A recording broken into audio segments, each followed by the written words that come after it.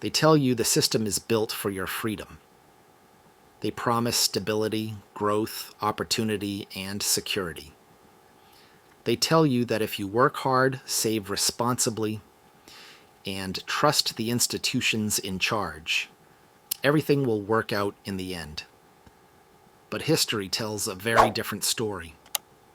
For thousands of years, governments have perfected one quiet skill: keeping ordinary people financially stressed, while wealth and power concentrate at the top. And the most dangerous part is not that this happens, but that it happens invisibly. The tricks haven't changed, only the language has. If you think modern finance became confusing by accident, think again. Complexity is not a mistake, it is a shield. Every major financial system in history, from ancient empires to modern nation states, was designed with one hidden priority: control. Control over money determines control over labor. Control over labor determines control over society. Once you understand this, the entire economic narrative starts to look very different. These techniques were not invented in the modern era. They were tested in ancient civilizations, refined by medieval monarchs, formalized by early central banks, and perfected by modern governments. The tools evolved, but the goal stayed the same. Once you recognize the pattern, you cannot unsee it. And once you understand it, the news stops sounding reassuring and starts sounding familiar. Governments love to present themselves as guardians of prosperity.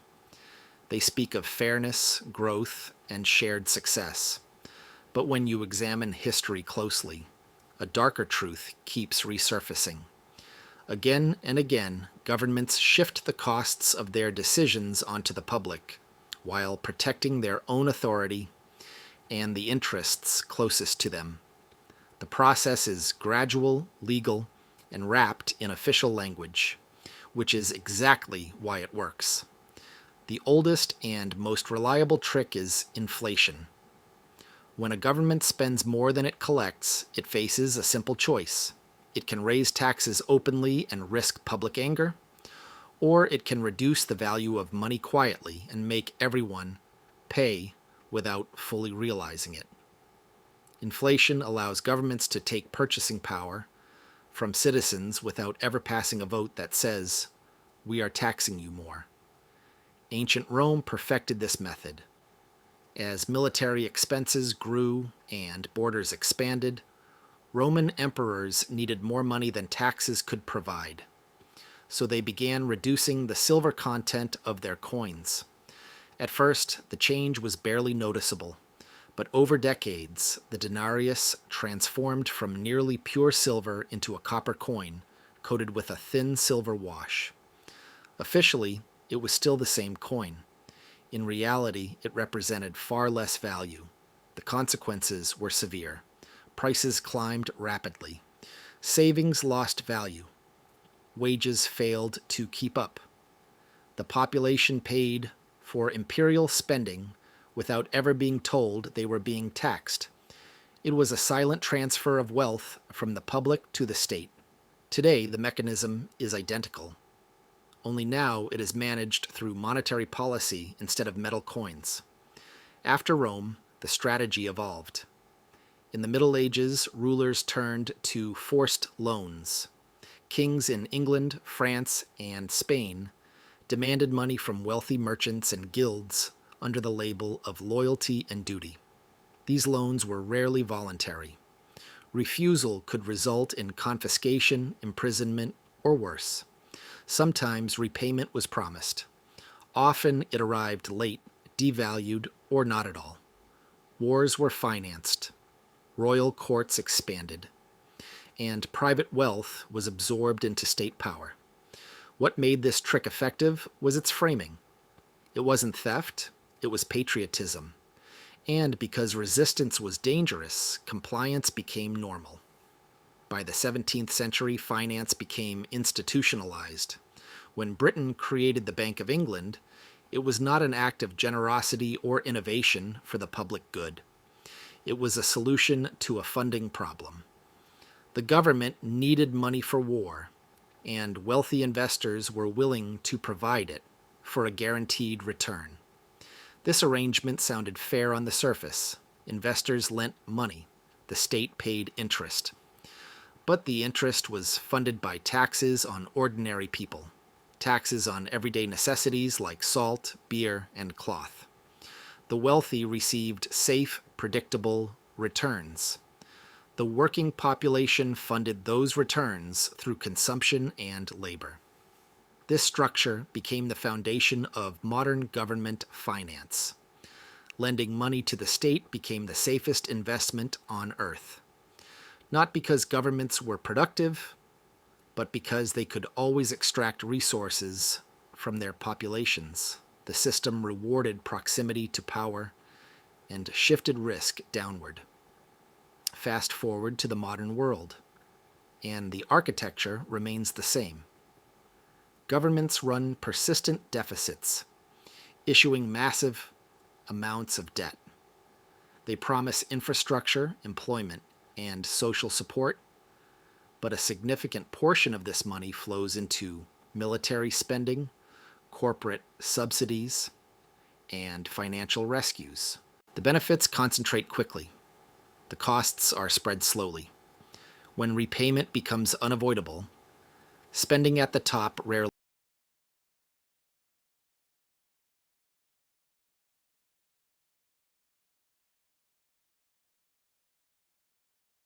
contracts. Instead, taxes increase, inflation accelerates, and public services are reduced. The burden lands on households. The rewards stay with those closest to the system. The 2008 financial crisis made this impossible to ignore. Banks engaged in reckless behavior, leveraging risk on a massive scale. When the system collapsed, governments intervened with taxpayer-funded bailouts. Ordinary people lost jobs, homes, and savings. The financial institutions that caused the damage were rescued and consolidated. Many became even more powerful than before. The message was unmistakable. Profits are private, losses are public, and the justification was stability, saving the system at any cost. Retirement systems follow the same logic. For decades, workers were told their contributions were being saved for their future. In reality, much of that money was spent immediately. What remained were promises dependent on future taxpayers. As demographics shift and populations age, governments declare the system unsustainable. Reforms are announced, benefits are reduced. Retirement ages increase. Inflation quietly erodes payouts. The promises change, but the pattern stays intact. The burden moves forward in time, just far enough to avoid accountability. Look closely, and the language always follows the same script. Inflation becomes growth. Debt becomes investment. Bailouts become stability. Cuts become reform. The words soften the impact. They turn extraction into policy and loss into necessity. In recent decades, complexity itself has become one of the most powerful tools.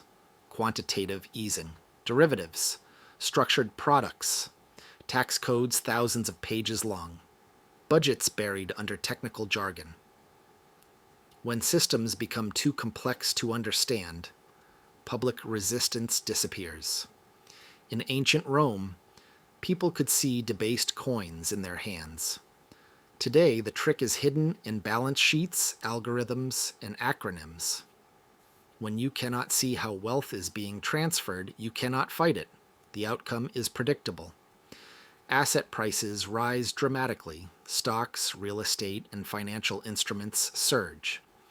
Those who already own assets benefit first.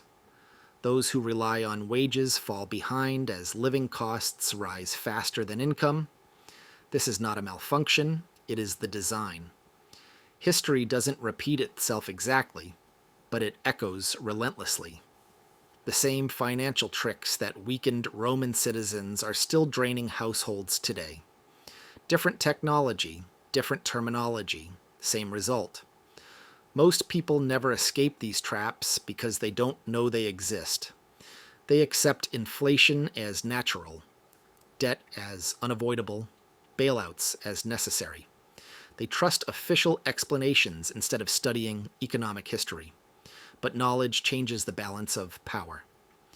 Financial education is resistance. Understanding history is protection. When you recognize the tricks, you become harder to manipulate. When you see the pattern, the narrative loses its power. That is why this matters now. Inflation continues to erode savings. Debt expands year after year. Bailouts remain the default response to crisis, and complexity continues to hide the flow of wealth. The lesson of history is simple, but uncomfortable. Systems do not exist to serve individuals. They exist to preserve themselves. And unless you understand how they operate, they will extract value from you quietly and consistently. If this changed how you see the system, subscribe. History has already revealed the truth. I'll help you learn how to recognize it before it repeats itself again.